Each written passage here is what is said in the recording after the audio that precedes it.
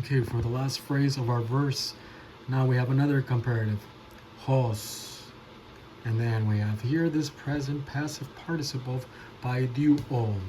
So bais means a child. It means a child under training. Baiduo means training to teach but under strict discipline. Baiduo can be also painful discipline. This is the word that is used for the believer of the royal family of God who is under divine discipline. Do you recall why I told you why we use discipline instead of punishment? Discipline is for the member of the royal family of God, the saved believer. Whenever he's undergoing judgment, also known as punishment, he is being punished as a family member. It's a family matter. And so we use a different word, divine discipline, just to differentiate between the punitive action of the believer from the punitive action administered to the unbeliever. So this is disciplined, as disciplined, present passive participle, baiduomenoi. And so this is present because, why? Because we commit mistakes. We make mistakes every single day. Sometimes we need God to punish us, to spank us, to let us know that there's something going on. There's a little kink that we need to fix here and there. Not us, but God. But we need to use 1 John 1:9, and we need to think these doctrines that we've learned towards whatever kink that we have and talk to God about them. Remember, God is not going to fix anything inside of you unless your volition complies. If there's something, some lust or something that you still have inside of you, God is not going to go and fix it unless you 1 John 1:9 it and apply Bible doctrine to it. Only then do you demonstrate that your volition actually wants that part of your body, that part of your soul renewed. If you struggle with this lust and that lust, this type of arrogance, that arrogance, mental attitude sins, which are the worst sins, jealousy being the strongest of the mental attitude sins, if you struggle with any of these, and you have no desire to change any, to refresh or to renew any of these areas, then God is not going to go ahead and He's not going to fix any of that. You need to 1 John 1:9 that. The utilization of 1 John 1:9 demonstrates to God that you want that part renewed, and He's going to come and renew it sooner or later. But you just keep on using 1 John 1:9 as you should. There's nothing wrong with it. Just simply name it. Just simply name the sin. Even if you're embarrassed or you're ashamed of whatever sin you are, just name it. He already knows. By your utilization of 1 John 1:9 and by the application of Bible doctrine to whatever kink you have, whatever lust you have, you're letting Him know that your volition wants that part refreshed. And God, with His perfect wisdom, He's going to refresh it in the right time. You might still need some doctrine in that area. You might still need some suffering in that area, etc. But He's going to do so at the right time. Okay, so we do need punishment all the time. The reason why Paul uses the progressive present as being disciplined. The passive voice, Paul and his team receives the action of the verb, and we also receive the action of the verb of receiving divine discipline, because God is in the business of being our Father, and He corrects us as children. Divine discipline hurts. The moment that you fall into divine discipline, you notice, ouch, this hurts. So use 1 John 1:9, get back in the system so that can count as suffering for blessing. And you bet that suffering for blessing is also going to renew. It's going to do the same job that, much better, even better. It's going to do a much better job than divine discipline. I'll say it once and say it again. The wise man learns before the experience. He learns, and then once the experience, the painful experience befalls him, he uses what he previously learned to apply to the experience. And then, not only does he apply and come out successful, but he learned from that experience. But he learned beforehand. He did not wait for the experience to come to him. The fool, on the other hand, does not learn beforehand, but he waits for the painful experience to befall him. And he learns because he hurts, but he learns much slower. But the wise man, he learned beforehand, and then the experience came, and he used that experience to apply what he has previously learned. So us as believers who are disciplined, make sure that you use 1 John 1:9, that you're learning Bible doctrine consistently, so that whenever you experience, whether it's divine discipline or suffering for blessing, you're ready to apply Bible doctrine. Paiduomenoi. This is the participle also, used as a finite verb. Why does he use the participle? To emphasize the progressiveness. As being disciplined, okay? Though, we have the same thing as being disciplined, though, and now we have the negative me, thanatos, present passive participle of thanatoon. This is another word for dying. Thanatoon means to be put to death. This is a cognate of apothnesko. Remove that preposition apo, and look what you have, thnesko, thanato. These are cognates as well. But this one means to be put to death. Apothnesko, normally you see that preposition away from, and so it implies a separation, a death that's a separation, either separation from God as spiritual death, separation from the soul from the body, a physical death, separation from the divine power sphere into the cosmic system, also known as cosmic death, etc. Many different things. So this type of death is technical. Here, this is to put to death, sin unto death, thanatoon. Though not being put to death. As being disciplined, though not being put to death. And Paul recalls his time of reversionism when he directed himself to Jerusalem, when he was supposed to go not only to Rome, but to Spain. He went the opposite way of Jonas. Jonas was supposed to go to the east, to the Assyrian Empire, the great city of Nineveh. But where did he go? He decided to go to Spain instead. That was the ancient word, Tarshish. I forgot the ancient name of that city. He decided to go to Spain instead, and as divine discipline, as paiduomenoi, he was taken inside of a fish all the way back to the Levant.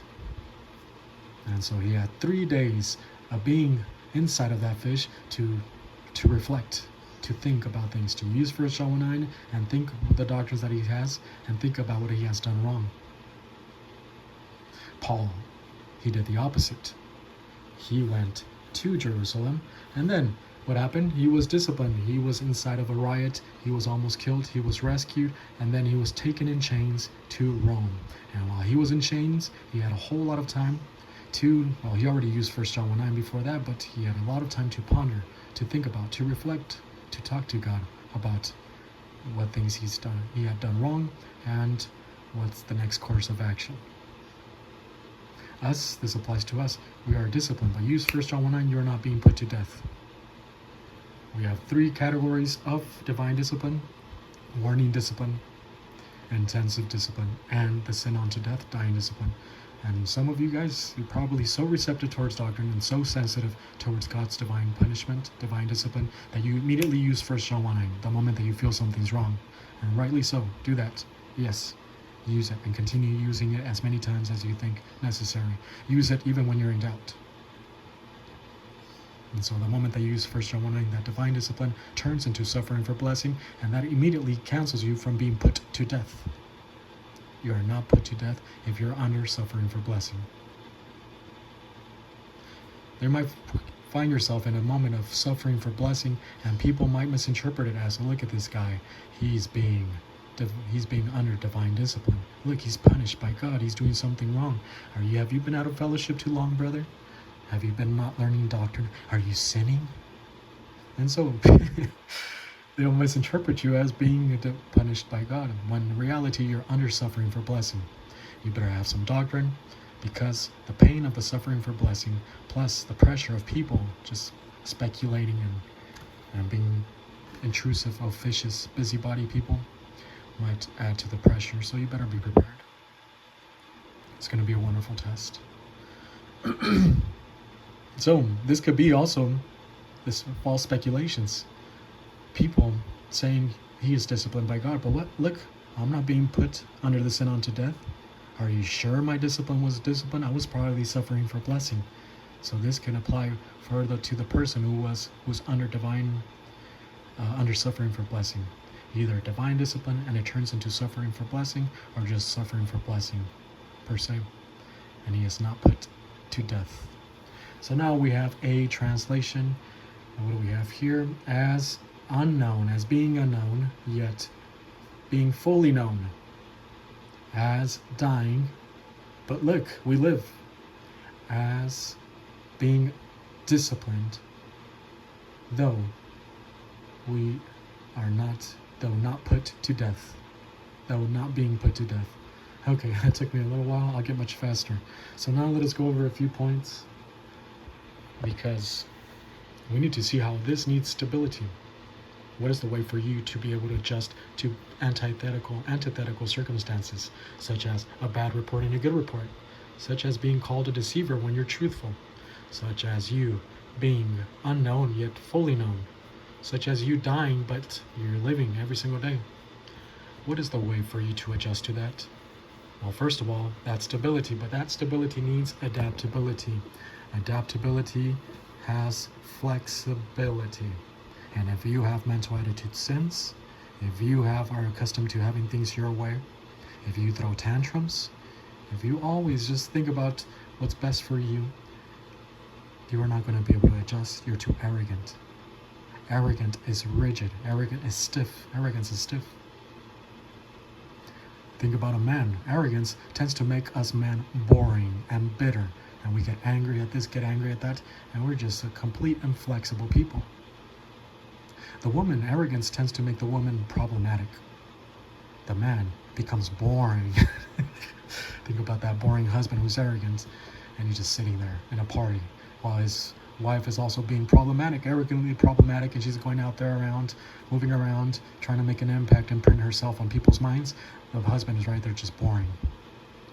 So arrogance has different effects on both of the sexes, both of the genders.